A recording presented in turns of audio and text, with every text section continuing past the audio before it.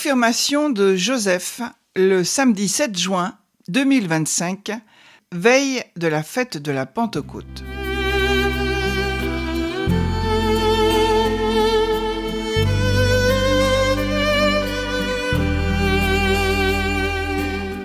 Joseph était confirmé ainsi que 70 autres jeunes à la cathédrale de Reims par Monseigneur Éric de Moulin-Beaufort, président de la Conférence des évêques de France. Elle nous renouvelle dans la disponibilité à vivre de la vie reçue du Christ, crucifié pour nous, du côté duquel on jette le sang et l'eau, et ressuscité pour devenir capable de nous donner l'Esprit Saint comme une eau vive.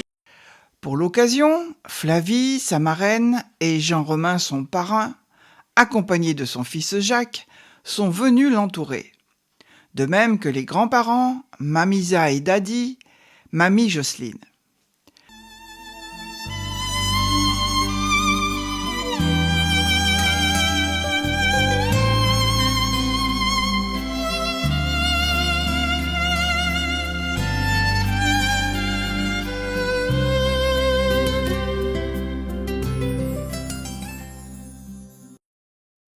Faire sa confirmation dans ce lieu magnifique de la cathédrale de Reims, de la cathédrale du couronnement de presque tous les rois de France, est un privilège.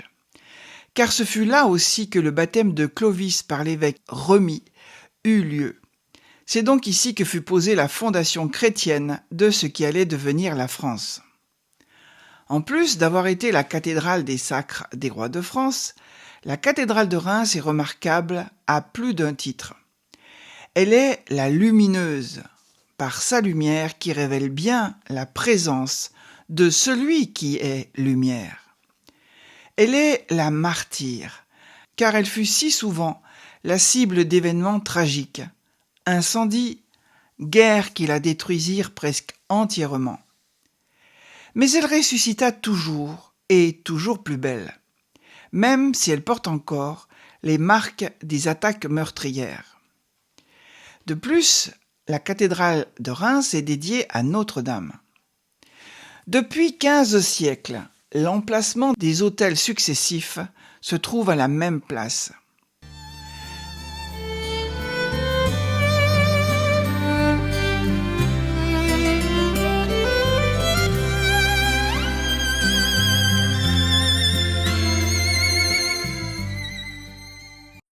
Chaque confirmant se verra être imposé d'un beau foulard rouge portant son prénom et sur lequel est représentée la croix et la colombe de l'Esprit Saint, puisque nous sommes à la veille de la Pentecôte.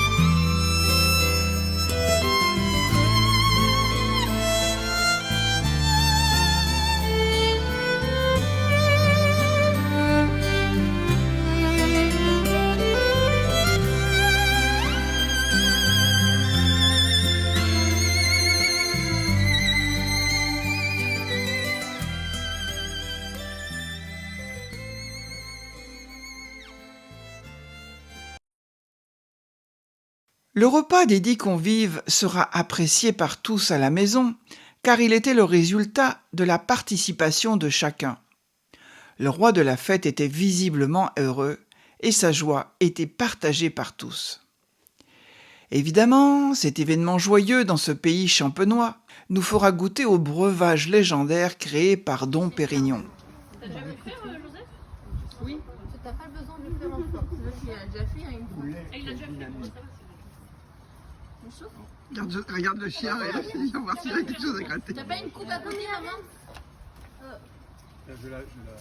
Il y a Rems à tes pieds.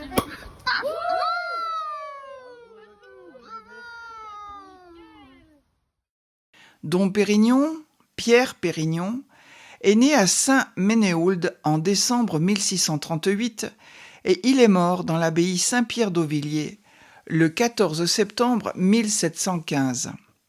Ce moine bénédictin, selon la légende, aurait importé de Limoux la méthode de la prise de mousse de vin, dite méthode champenoise. Il serait de ce fait considéré comme l'inventeur du champagne. Contemporain de Louis XIV, il n'était ni vigneron ni alchimiste. Au monastère d'Auvilliers, près d'Épernay, il assurait le contrôle des vignes et des pressoirs de l'abbaye. Son apport à la méthode a été d'assortir, avant de les presser, des raisins de divers cépages.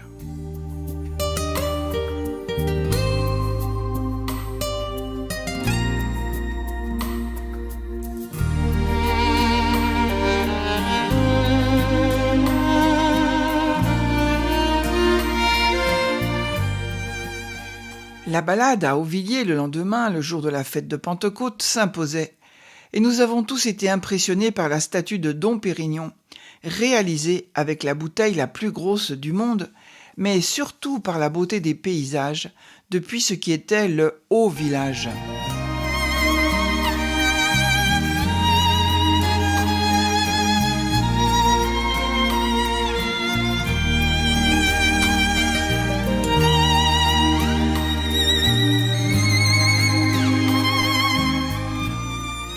Les convives ayant regagné leur pénate, Joseph étant parti en Angleterre, dès le lundi de Pentecôte, maman et ses filles partaient en pique-nique au parc de Champagne, réaliser des œuvres personnalisées.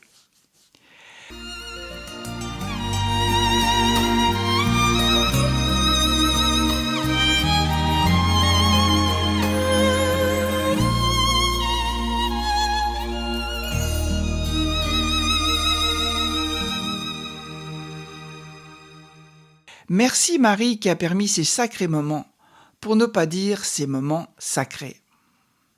Seigneur Dieu, qui t'accorde l'enfant et du ciel en toute l'église, protège la grâce.